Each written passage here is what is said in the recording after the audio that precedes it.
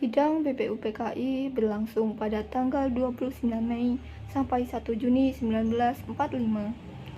Sidang ini membicarakan tentang dasar filsafat negara Indonesia Merdeka yang dikenal sebagai Pancasila.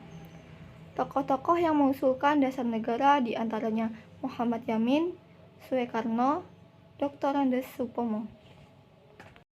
Tokoh-tokoh yang memerankan ada Ribut Suyatmi sebagai Rajiman Widioningrat, Abdul Muklis sebagai Muhammad Yamin, Widi Dwi Hartati sebagai Supomo, dan Sofia Ocha-Lorenza sebagai Insinyur Soekarno. Tanggal 29 Mei 1945 ini akan diresmikan BPUPKI dan sekaligus pembukaan sidang untuk merumuskan dasar negara. Sidang saya buka. Pada tanggal 29 Mei 1945, Muhammad Yamin mengemukakan rancangan dasar negara.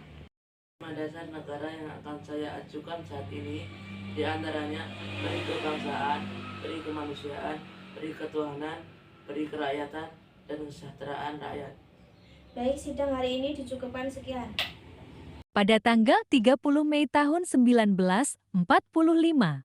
Negara yang akan saya ajukan yaitu persatuan, kekeluargaan, mufakat, dan demokrasi, musyawarah, keadilan sosial. Ya baiklah, sidang hari ini dicukupkan. Pada tanggal 1 Juni 1945, Soekarno mengemukakan rancangan dasar negara. Yang akan saya ajukan sebagai 5 dasar negara yaitu kebangsaan Indonesia, internasionalisme atau perikemanusiaan, mufakat atau demokrasi, kesejahteraan sosial, dan ketuhanan yang Maha Esa. Ya, sidang hari ini cukup. Permisi.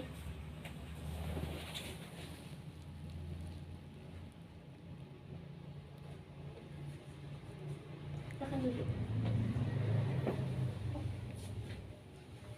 Mulai sekarang saja, bagaimana usulan kalian tentang naskah proklamasi yang akan kita bahas?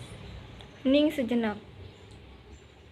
Untuk mempersingkat waktu, saya sudah memiliki konsep teks proklamasi. Oh, kalau begitu, bersediakah Anda membacakannya? Baiklah, dengan senang hati. Soekarno membacakan konsep teks proklamasi. Bagaimana menurut kalian? Soebardjo mengacukan jari tangan. Silakan. Bagaimana jika kalimat pertama dalam teks proklamasi diambil dari rumusan BPUPKI? Ya, baiklah. Lalu rumusan apa yang akan diambil?